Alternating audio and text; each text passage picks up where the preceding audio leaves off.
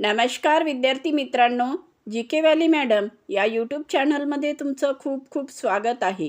आज आपण पाहणार आहोत अंगणवाडी मुख्य सेविका, पर्यवेक्षिका, सुपरवायझर या परीक्षेमध्ये येणारी काही महत्त्वाची प्रश्नोत्तरे जी तुमच्यासाठी अतिशय महत्त्वाची ठरणार आहेत। मित्रांनो, जर तुम्ही चॅनलवर नवीन आला असाल तर चॅनलला सबस्क्राईब करून घ्या। चला तर मग आपण आपल्या प्रश्नाला सुरुवात करूया। तर आजचा आपला पहिला प्रश्न आहे प्रश्न क्रमांक 1। पोस्को कायदा कोणत्या वर्षी लागू झाला? खाली ऑप्शन दिलेले आहेत। ए 2008, बी 2012, सी 2014, डी 2016। तर उत्तर आहे ऑप्शन बी 2012। पोस्को कायदा हा 2012 मध्ये लागू झाला। आता पुढचा प्रश्न घेऊया। प्रश्न क्रमांक 2। पोस्को ॲक्ट कोणत्या वयोगटातील मुलांचे संरक्षण करतो?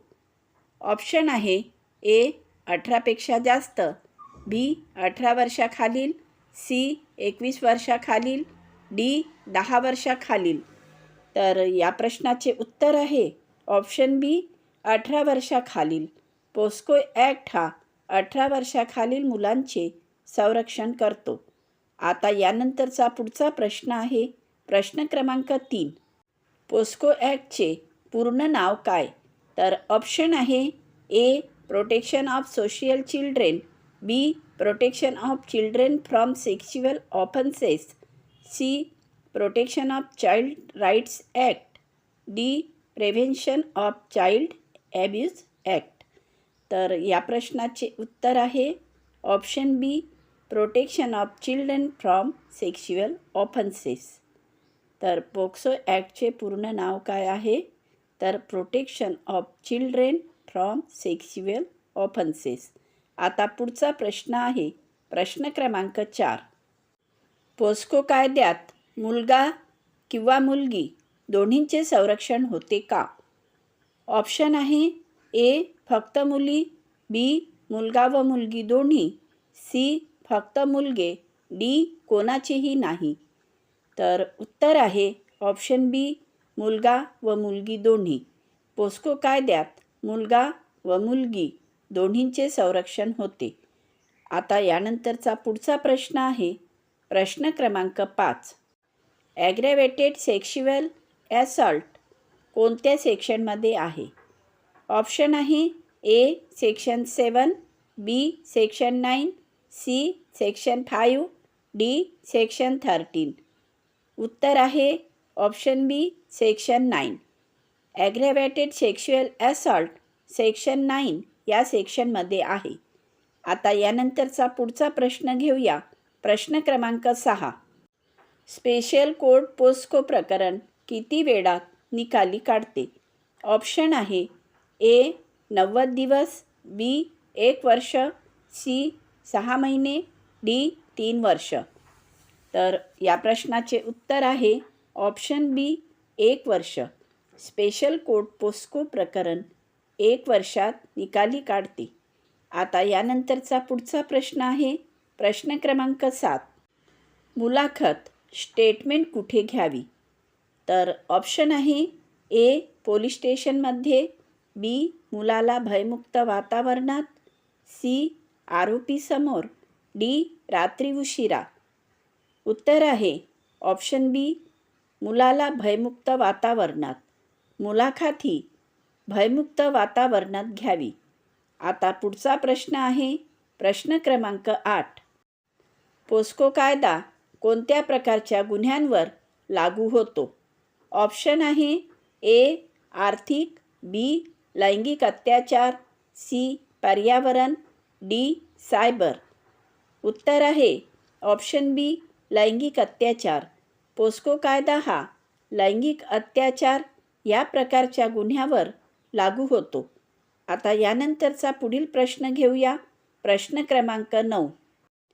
पेलाग्रा हा आजार कोणत्या घटकाच्या अभावामुळे होतो? तर ऑप्शन आहे A thiamine, B riboflavin, C niacin, D folic acid. तर या प्रश्नाचे उत्तर आहे ऑप्शन सी नायसिन. पेलाग्रा हा आजार नायसिन या घटकाच्या अभावामुळे होतो. आता यानंतरचा पुढील प्रश्न घेऊया. प्रश्न क्रमांक 10. प्रौढ भारतीय महिलेसाठी आयर्नचे RDA किती? तर ऑप्शन आहे 1. 17 मिलीग्रॅम दिवस, 2. 21 मिलीग्रॅम दिवस, 3. 28 मिलीग्रॅम दिवस, 4. 35 मिलीग्रॅम दिवस. तर या प्रश्नाचे उत्तर आहे ऑप्शन क्रमांक 3. 28 मिलीग्रॅम दिवस. प्रौढ भारतीय महिलेसाठी आयर्नचे RDA 28 मिलीग्रॅम दिवस इतके आहे. आता यानंतरचा पुढचा प्रश्न आहे प्रश्न क्रमांक 11. फॅटी लिव्हर हे कोणत्या स्थितीचे लक्षण आहे? ऑप्शन आहे 1. क्वाशिओर्कर, 2. मरॅस्मस, 3. बेरीबेरी, 4. गर्भधारणा. तर या प्रश्नाचे उत्तर आहे ऑप्शन क्रमांक 1. क्वाशिओर्कर. फॅटी लिव्हर हे क्वाशिओर्कर या स्थितीचे लक्षण आहे. आता पुढचा प्रश्न घेऊया. प्रश्न क्रमांक 12. खालीलपैकी कोणते NIN नॅशनल इन्स्टिट्यूट ऑफ न्यूट्रिशनचे कार्य नाही? ऑप्शन आहे 1. क्लिनिकल अभ्यास, 2. समुदाय अभ्यास, 3. पूरक आहार वितरण, 4. अध्यापन कार्यक्रम. तर या प्रश्नाचे उत्तर आहे ऑप्शन क्रमांक 3. पूरक आहार वितरण. खालीलपैकी पूरक आहार वितरण हे नॅशनल इन्स्टिट्यूट ऑफ न्यूट्रिशनचे कार्य नाही. आता यानंतरचा पुढील प्रश्न आहे प्रश्न क्रमांक 13. खालीलपैकी कोणती स्थिती अनियंत्रित मधुमेहाशी संबंधित नाही? ऑप्शन आहे 1. इलेक्ट्रोलाइट्सची हानी, 2. शरीरात पाण्याची कमतरता, 3. लिव्हर पेशींचा नेक्रोसिस, 4. ग्लुकोसुरिया. तर या प्रश्नाचे उत्तर आहे ऑप्शन 3. लिव्हर पेशींचा नेक्रोसिस. खालीलपैकी लिव्हर पेशींचा नेक्रोसिस ही स्थिती अनियंत्रित मधुमेहाशी संबंधित नाही. आता यानंतरचा पुढील प्रश्न आहे प्रश्न क्रमांक 14. ओमेगा 3 फॅटी ॲसिडने समृद्ध अन्न कोणते? तर खाली ऑप्शन आहे 1. फळे, 2. भाज्या, 3. सुकामेवा, 4. मांस. तर या प्रश्नाचे उत्तर आहे ऑप्शन क्रमांक 3. सुकामेवा.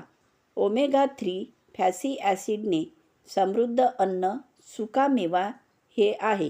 आता यानंतरचा पुढील प्रश्न घेऊया. प्रश्न क्रमांक 15. स्टँडर्ड दुधातील SNF किती? तर ऑप्शन आहे 1.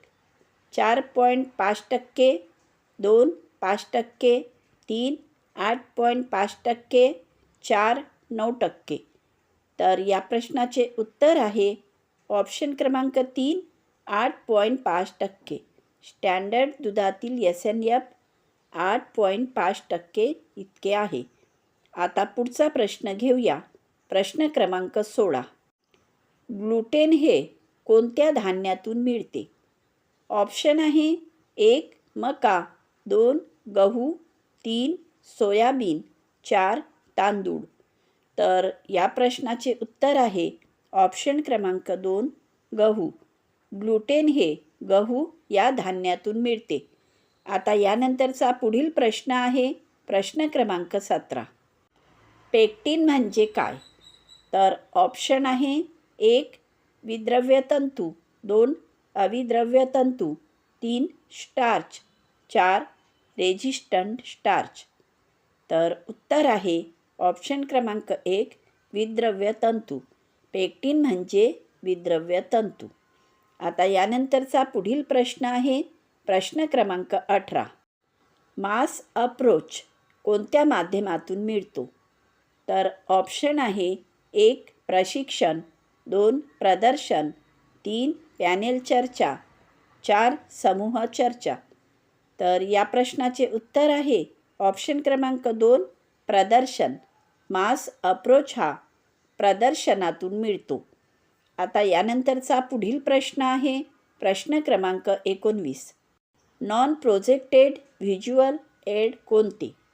तर ऑप्शन आहे 1 flash card, 2 slide, 3 overhead projector, 4 film strip. तर उत्तर आहे ऑप्शन क्रमांक 2 slide. Non projected visual aid slide हे आहे. आता यानंतरचा पुढचा व शेवटचा प्रश्न घेऊया. प्रश्न क्रमांक 20. अनौपचारिक शिक्षण म्हणजे काय? तर ऑप्शन आहे 1 संघटित, 2 संस्थात्मक, 3 वयोमानानुसार श्रेणीबद्ध, 4 श्रेणीबद्ध रचना. तर या प्रश्नाचे उत्तर आहे ऑप्शन क्रमांक 1 संघटित. मित्रांनो, जर तुम्हाला आमचा हा व्हिडिओ आवडला असेल तर व्हिडिओला लाईक करा, चॅनलला सबस्क्राईब करा, व्हिडिओला शेअर करा आणि बेल आयकॉन प्रेस करायला विसरू नका, जेणेकरून तुमच्यापर्यंत आमचे अभ्यासाचे असेच नवनवीन व्हिडिओ पोहोचत राहतील.